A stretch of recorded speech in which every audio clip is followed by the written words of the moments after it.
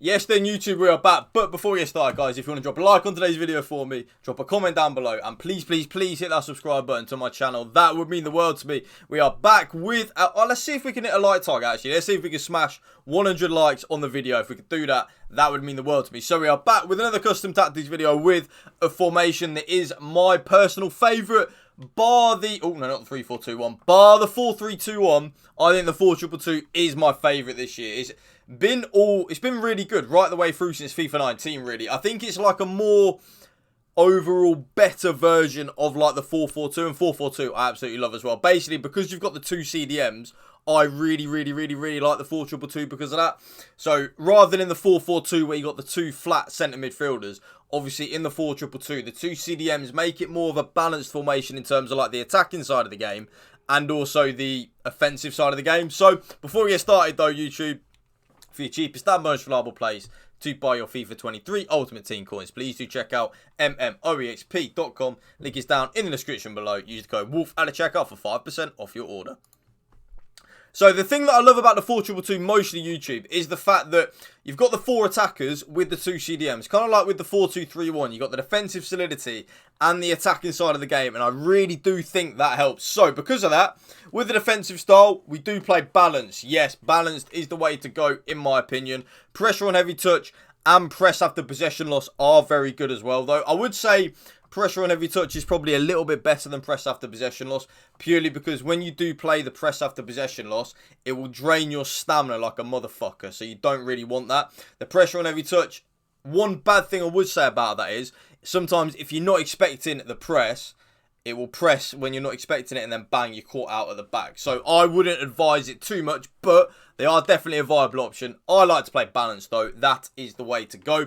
The defensive width now, YouTube, is 40. I kind of like flirt between everywhere, between like a 30 to a 45 really.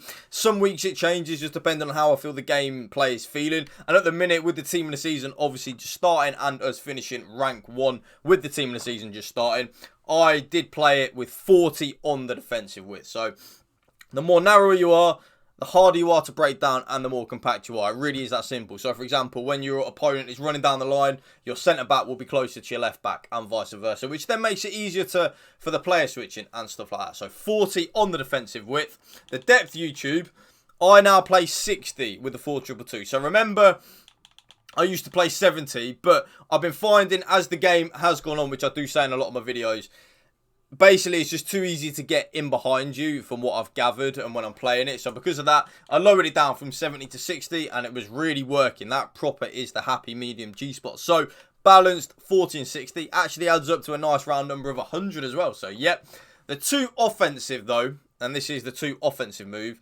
is balance and direct passing. Also YouTube, let me know in the comment section down below, because I always use balance and direct passing. Is there anything else you use apart from balance and direct passing? Do you use something different? Remember, you can copy my custom tactics literally play for play, word for word, tactic for tactic, or you can use it as like a baseline and then tweak certain things here and there which you think would suit your playstyle more. I love the balance and direct passing. I think it's the most broken, overpowered thing to use. If there's anything you use differently on the build-up and chance creation, let me know. Actually, let me know if there's anything different you use, full stop. The width, 45. I normally actually play 50 on the width, but in the last couple of days, especially in the weekend league, I found my LAM and my RAM. I don't know whether it's one of the new updates that EA have dropped. I actually found my LAM and my RAM just a little too wider for what I was liking, really. So because of that, I've lowered it to 45. They're closer to my two strikers. Seem to just work an absolute charm. The players in the box is 6. There's no real method to that madness, YouTube. I just always think the more players in the box, the more likely you are to score a goal. That is really just my thinking behind that. So, for example, when you shoot with your striker, your right striker, the more players you have in the box, if your opponent's keeper saves it, you're more likely for that rebound to land at the foot of one of your players, right? For an easy tap-in. So that's kind of like the only thing I think about. I used to play 7, but I just found myself getting too caught out at the back when I was on 7. So I lowered it down to 6 a couple of months ago now, and it's been working an absolute treat. Of course, the corners and free kicks are 2 and 2. There's no real method to that.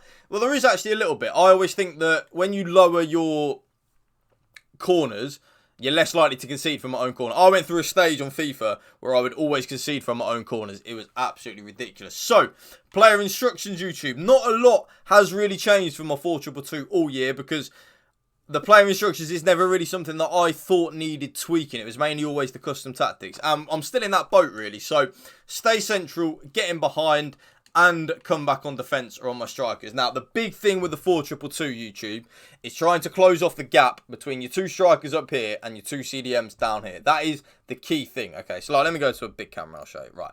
So imagine your 2 strikers are here and your 2 CDMs are here.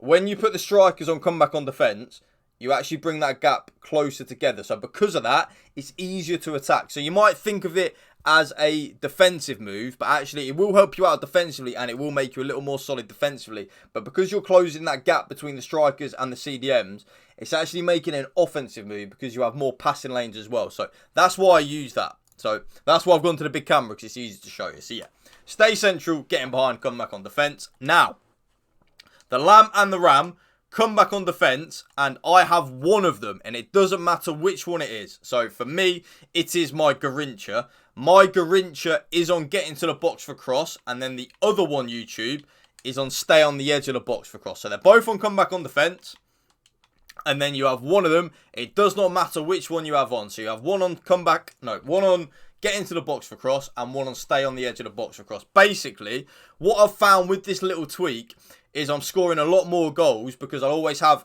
one of my Lamb or my Ram. For me, it's always my Lamb. My Lamb is always there on the edge of the box just waiting for an easy pass. So it's actually really helped with the attacking side of the game. So it's definitely something I feel like you should incorporate in your games. But if you don't want to do that, just have both of them on getting to the box for cross.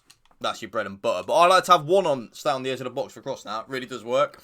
Now, this is where you need to use a little bit of your own initiative, YouTube. Okay, so I use both of my CDMs on cover centre, and that is it. So that means both of them will get forward ever so slightly. They won't get forward completely like if they were on get forward, but they will get forward in attack and help.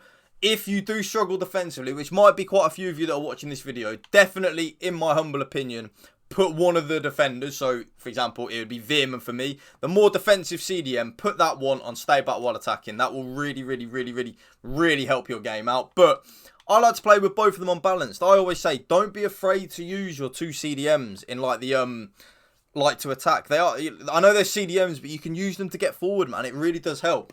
And then last but not least, both of my fullbacks are on stay back while attacking. No real method to that madness. I just always think if they're on stay back while attacking, helps out with the defensive side of the game. And then comes for crosses and sweeper keeper. And that right there, YouTube, is my updated 4-2-2 custom tactics video for you guys. If you did enjoy this video, please drop a like. Let's smash 100 likes. Drop a comment down below. Drop a comment where you finish in the community team of the season, actually. And please hit that subscribe button to my channel. Thank you for watching. Remember, spread the love and positivity. PMA, positive man, latitude. Peace out. One love.